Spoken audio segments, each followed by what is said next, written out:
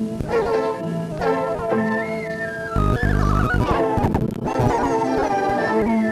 to Martial Arts Today, a program dedicated to the ancient fighting arts of the Orient, designed to give you insights into the history, philosophy, styles, and celebrities of the martial arts. And now, your host, Joe Rebelo. Hi, this is Joe Rebelo from Martial Arts Today, and we're here with a very special guest today. Again, I think Grandmaster is safe to say. Well, okay. You know, this is what I was going to say. Every time I deal with a person who is a quote-unquote master, they never use the term. Like you notice, I don't put any stripes on the belt and things like this, and well, maybe on your letterhead or something like this. In my opinion, as long as you're still learning, you're a student, you can't be a grandmaster. Well, for the general public, let me introduce Mr. Al Tracy, again, formulator and creator of the Tracy system of Kenpo. Again, Mr. Tracy is a legend in the world of Kenpo. Again, one of the founders of the most prestigious franchise in the United States for over 3 decades, I would say, about.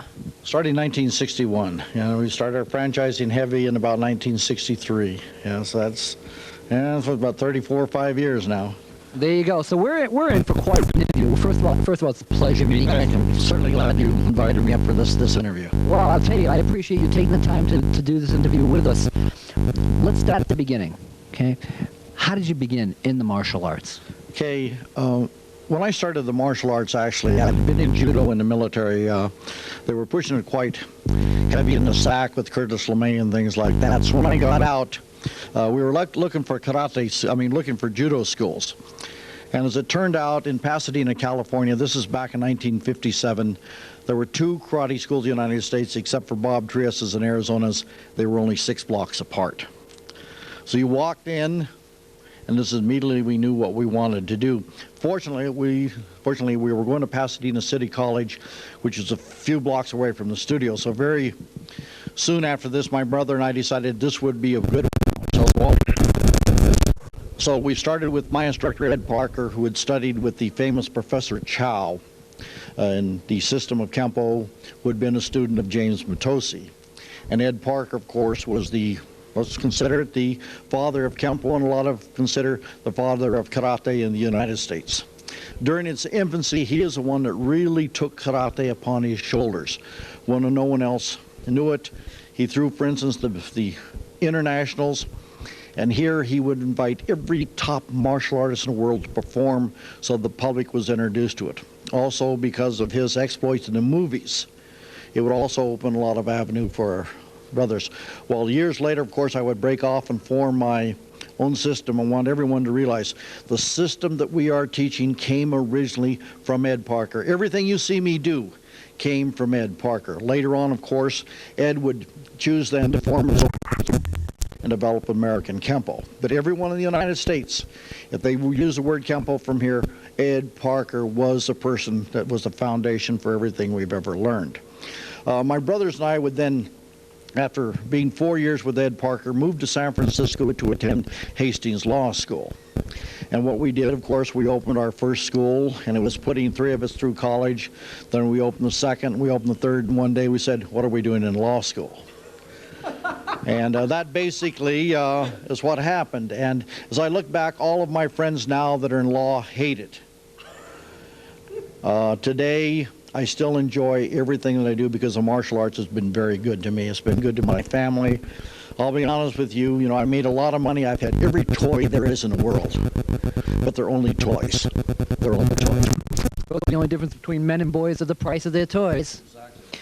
Now tell me something. Let's go into some of the different aspects that basically, in many ways, you were the originator of. Now, you had come up with the original concept of colored belts. Again, multiple colored belts. How did all that come about, first of all? That when we were in the martial arts, no one ever considered that you could make a living at it. And the average school would charge $2 to $5 a month. Even Professor Chow, who was eminent, I have to point out, people, never had a dojo in his life. He worked out of YMCA's. And one of his top students, Adrian Amparado, only worked out of YMCA's also. So that when Ed Parker revolutionized the whole world of, can you imagine this, $20 a month and a 6-month contract. The rest of the world folded. Well, as my brother and I started looking at it from a business standpoint, we realized that students need incentives. And it was a long way. We had adapted the Japanese belt system, which was basically white, then brown and black. But from white to brown could be 8 years. And also a person standing there that tomorrow is ready for his brown belt. So what we decided, it was necessary to create a belt system. So we had a supply company. We simply contacted our suppliers in Japan and said, what colors of belts can you come up with? It was a matter of supply and demand. Green, we loved it. Blue, loved that. Purple had already been used in judo and things like this.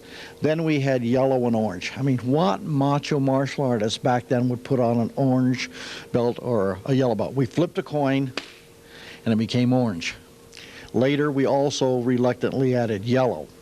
Now it's so standard that even the Japanese have now accepted this as the lower ranks for the judo.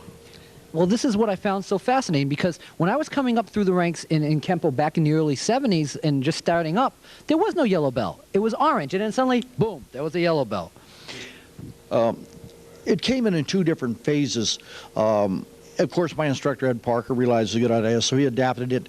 So he adapted the yellow belt, first of all, as an adult program. We adapted as a youth belt and thing. We both had the same idea of only 10 self-defense techniques. And then reluctantly over the years, we also added it to the adults, so it's such a integral part of the system now, people think it's always existed. But it's an incentive for a person to get out there, each belt level. It's, once again, it's the carrot or the stick, and the carrot being one of the rewards, yes. Now, another thing that you were one of the innovators was with fighting teams. Now, you created one of the most successful fighting teams in the history of karate with the Tracy Karate Team. How did that all come about? And also, another important thing, the checkered gi that everyone identifies with the Tracys. By the early 70s and the late 60s, we had started franchising, and we were actually the largest chain of karate schools, not in the United States, but in the entire world. You have to remember at this point, the Koreans were not really upon the scene and things like this. And as we're looking around, how do you get recognition? It's just the same as auto racing. The automobiles, you know, they identify with the winners and things like this. So at that point, the Kenpo had always been a fighting style, but it was so aggressive that you couldn't win in the ring. My brother and I looked around. The 2 top fighters in the country and the world at that time were Chuck Norris and Joe Louis.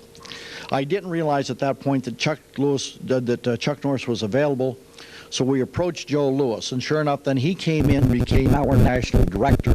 And what we had now, of course, we had the Renegades Tracy and we had the bad boy Joe Louis, which is a natural, just like you can see in this. And to make it even more distinguishing then, just like in wrestlers, you can see today, each one comes out, the Undertaker, you know, they've got something that identifies it. So I give Joe Louis all the credit on this. He saw this psychedelic poster. Black, checkered, psychedelic, whenever you move, the eyes went in and out of focus. And he had it designed into the famous Tracy fighting uniform, so that when you saw anyone, you saw Chuck, you saw Joe, you saw J.T. Will, any of these people, but when it walked out there, just like you identified with it. And the only ones who ever wore that were winners. So it was quite a psychological thing. When you walked in the ring and a guy had a checkered gi, you knew you were up for a fight. Okay. The next thing also I'll give Joe Louis very much credit for is that he realized that the top people needed recognition, and he designed at that time what we considered the best looking black belt certificate they could there. But remember, this was never given, this was never bought. Tracy's always had, you could never buy a certificate because we don't charge ever for belt testing. When you had that diploma, now of course we've ended up even better, but Joe was one of those people, I have to give him credit. Not only was he a fighter out there, but he understood what it took to motivate people and give them the rewards. And because of this, like say, I'll be honest with you, the only team out there that could ever beat us was Chuck Norris. Chuck, I'm still looking to get even on that. I'll tell you, I'm fascinated by this. Again, there's so much knowledge and so much going on. Now, again, let's go into another aspect of the Tracy system, and that is the techniques. again, there's so many techniques involved within the system, as is the nature of Kenpo. But what I really found unique is that each particular technique has its own name. And that how did the names come about, and how were they all structured into the infrastructure of Tracy Kenpo? Is that, I'll be honest with you, is that I have to give credit where credit is due. And most of us have very little what we call original thought. It's our education, or you saw something. And in the early days there, I got involved in Tai Chi. And as I realized, Tai Chi could be taught only by the use of the names. If we said ward off left or right, or fair lady shuttle, this meant something into our, and it meant not just one movement. It was an entire series. So that's exactly what happened. We would take then, my brother and I sat down, and we thought we were very scientific. If we had computers, we could do it better now. For instance, kimono grab, that's exactly what it was, a kimono with a grab. So as soon as you said kimono grab, a whole series flies through you. It was a two-hand grab. You pinned, you step back, you struck under the arms, you rake the arms down and chop. There's about 8 or 10 movements now that simply came into focus by saying kimono grab. Okay, as you start developing one learning processes upon the other, then I can make a reference to say, cover out just like in kimono grab, so that now a whole series of movements you've learned, you can now put to the next one. So it's just a matter of adding the different movements. Okay, then after a while, you begin to realize, oh, there aren't so many techniques. This is the same as this. This is the same as this. What changes are the attacks. For instance, a gun attack from the front is not the same as from the side, not the same from the rear thing. But once you get there and understand the different principles, say, just like in this, and then we use the name. And as soon as we use the name, just like Bob Smith, Bob Hope. Now, Bob Hope has the concept of a person there, you know, or Scotty. I mean, then suddenly we've recreated. So the same thing in Kenpo. We find out it wasn't our idea, it was a Chinese. So you go back, the more we thought we had original ideas, you find out that actually been done. The same way I'd spent years developing what I thought were a very fine set of manuals and things like this. And just recently, one of the legends, Sig Kukaroff, gave me the manuals from Okazaki from the 30s. He'd already done it. Everything we thought, he'd done it. I mean, 60 years ago, and I thought I had something original, yes. Well, the old phrase is, there's nothing new under the sun, as it were. But, I mean, you've done some distinct, unique ideas into that. For instance, I mean, you now have computerized. I mean, earlier today when we here in the studio, you have your complete system broken down. Impressed with that. There's so much in learning unless you keep up with it. The first thing, the revolution we saw was videotapes. Okay, videotapes are fine, but the computer is coming part of it. Now we have the CD-ROMs and things. There's going to be so much information. Like I put this idea out just so you can understand. Let's say you're doing research. Wouldn't you like to be able to go out for $49 and buy a CD-ROM on every article that Black Belt had ever published? In my case, definitely. I mean, so this is thing. I mean, and this is what's possible out there. So we sit here now, and the ability to tap everyone else's knowledge. And like I say, what made us successful is that we hired people that were better than us. We hired the best attorneys. We hired the best business people from here. You picked their brains.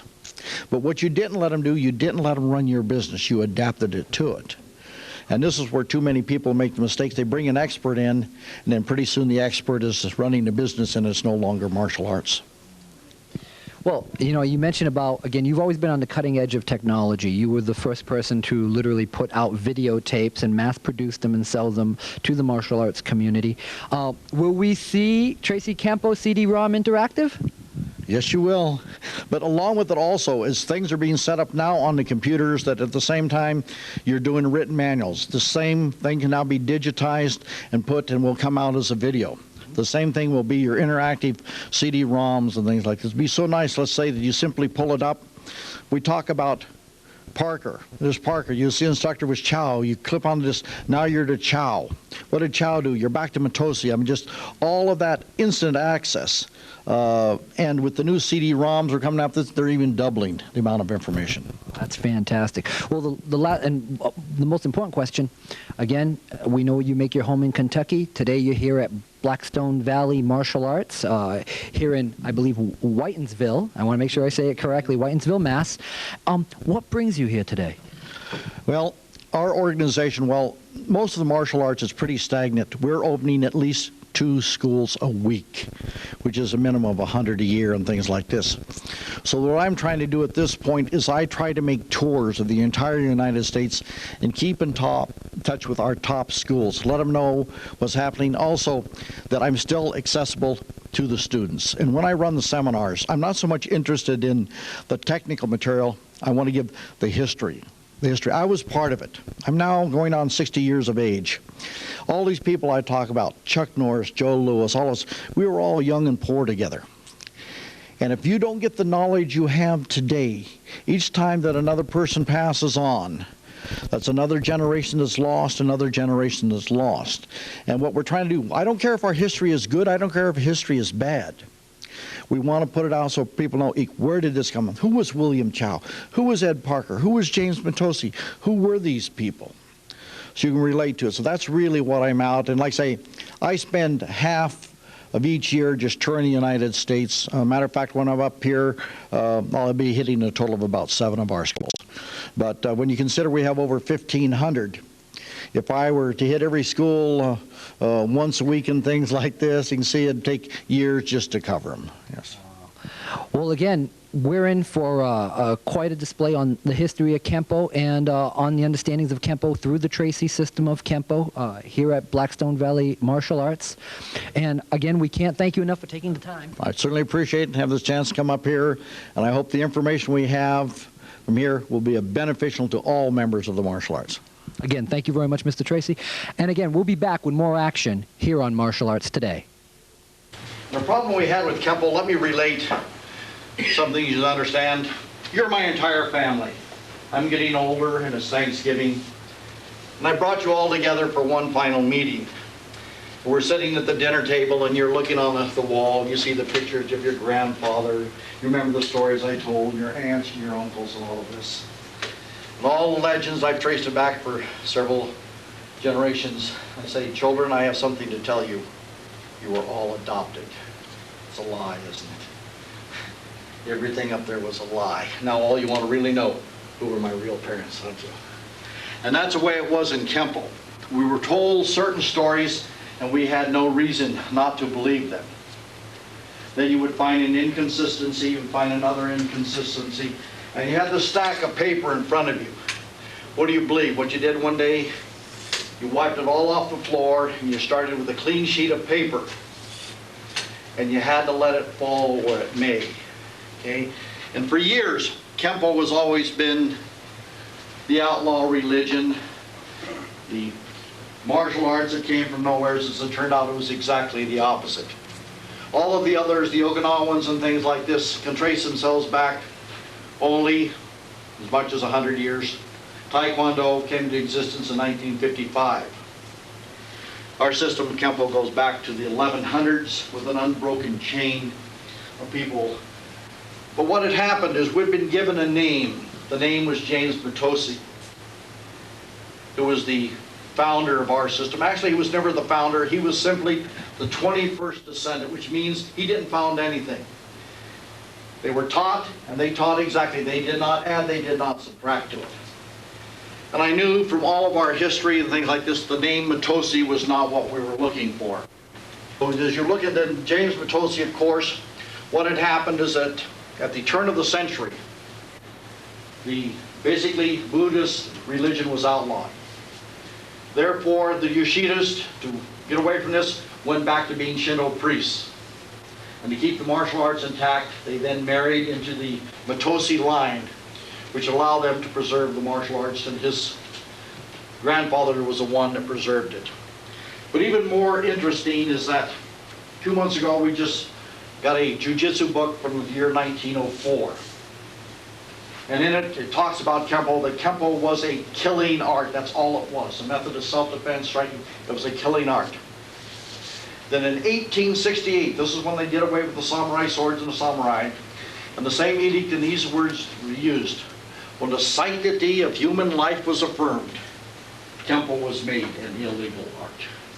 It had to be taught underground. So what the Mitoses did in their family castle, they taught two things. All the priests, they taught Kosho, which was non-violence. Remember, a priest cannot tell a lie. Therefore, when the officials came in, they showed them every bit of Kosho. But it was the family that preserved the killing arts, which we call the Kenpo to this day. And unfortunately in Kenpo, there is an inherent violence in Kenpo that doesn't exist in any of the other arts. There's no self-defense basic. I mean, Kenpo was designed as a killing art. Okay, the biggest problem we have in the system is we have the system of Kenpo. First of all, it's pronounced with an N. In the Orient, all of the characters are written the same, but the way they are pronounced are different. Okay, in Japanese it's called kanji, and in Chinese it's called the Chinese characters. The Japanese take a look at these and pronounce them chuan fa, which means fist law. The Japanese take a look at them and pronounce them Kenpo, which also means fist law. So you actually have to see the written character. Continue on. Even more confusing now is, forget everything on the right side. These are the original characters used by the Okinawans and the Chinese to describe the martial arts. This is Tong. It's spelled T-A-N-G with the accent. Remember, Tang is a breakfast drink. Tong, hands. Hands of China. In 1935, or approximately 1933, the Okinawans, and justifiably so, changed the character from China to the Japanese character empty, because it meant not only empty hand, but emptiness of spirit. The martial arts taught in Japan and Okinawa were no longer what we call Chuan Fa or Kenpo or Gun Fu. The problem is, this is pronounced karate, and this is pronounced karate. And you have to see how they're written. Even my instructor, Ed Parker, made a fatal mistake. You have to watch out when you're talking about other languages. The first book, it's called The Law of the Fist and the Empty Hand, and he spelled it with these characters. So it did not say empty hand whatsoever. Continue on. Therefore, the correct system that we teach, and William Chow was the one that really emphasized the Chinese writing on it, Kenpo, karate, but always using the Chinese spelling on it, never the Japanese. Continue on. Therefore, in diplomas, what you see on the one side is a Kenpo karate, on the other, the spirit of the tiger and the dragon.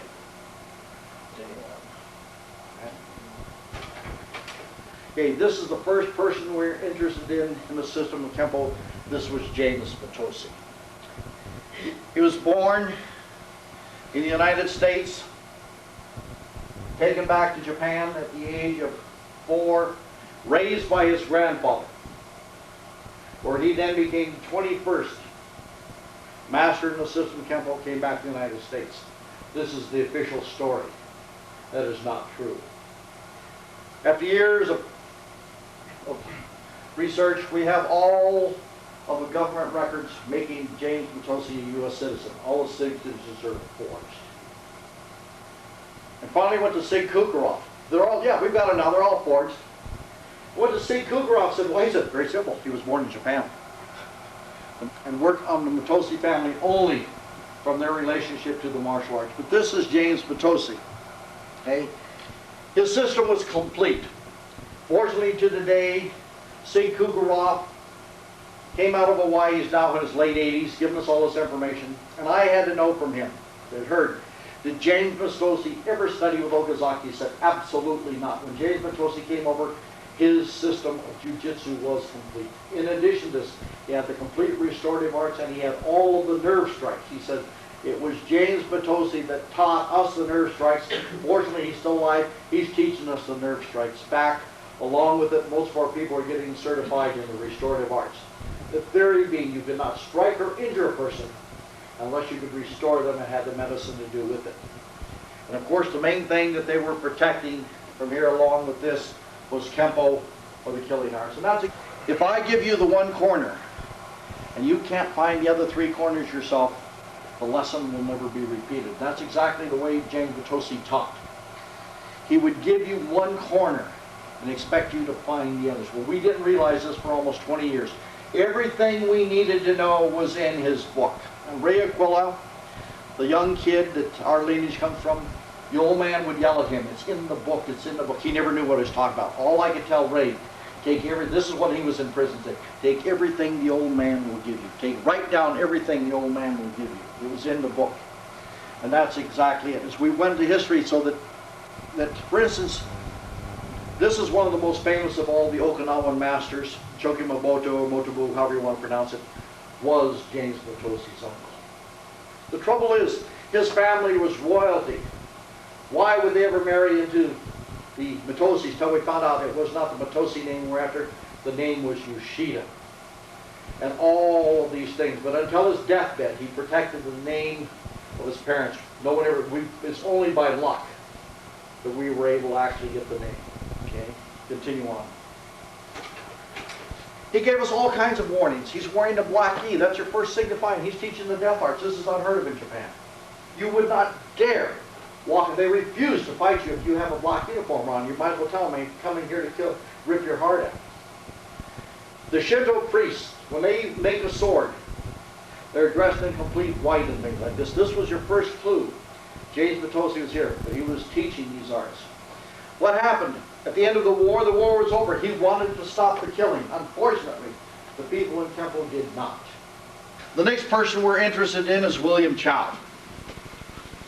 Forget everything you heard about Chow. He was simply a student. There was no grandfather. The father came to the United States when he was 19 years of age. He had already been married and had a family in China. He didn't study in any Shaolin temple. For 10 years, and he tried to bring his family over, did not understand. U.S. immigration would never allow him. For 10 years, he kept sending money back to China. He finally then married a Hawaiian woman, and William Chow was one of 14 children, 11 of which lived. They adopted another one. The mother would die when he was 12 years of age. He was then in the 6th grade. That's all the education he had. When he was asked at the age of 22 his mother's name, he couldn't even tell you. So when these people are trying to tell you that William Chow, and William Chow in his life never claimed he ever had any instructor except Mitose. Who was head? Grand Master Mitose was the head. You came in, it was a full bow. Then Tommy Young. Then Willie Chow. Nothing this professor and things. Like she pointed out, Willie was a bully. Willie was a lot of things. Willie could do 2 things. Willie could remember self-defense techniques because he practiced them all the time. And Willie went out into the streets and fought with Kenpo. A lot of sailors aren't there in Hawaii. There's never a record that William Chow ever lost. So what I'm saying, he had to know the same thing. Do these self-defense techniques work? Yes. This is William Chow in his later years. He came to the United States to disavow my instructor, Ed Parker. Ed Parker had so broken from Kenpo by 1982 that Chow came to the United States, lived with Ralph Castro, and changed the name to Shaolin Kenpo to separate it from Parker's completely. The trouble is, Chow had no voice. He had no magazine. No one ever heard. So after about 1.5 years, a broken man, he returned to Hawaii. And what people don't understand, William Chow never had a dojo. He never made any living at it. He taught out of the YMCA. He taught out a few church rec halls and things like this. Chow was a very powerful man. He was only about 5'2", 5'3", but extremely powerful, extremely fast, and an unbelievable kicker in his youth and things like that.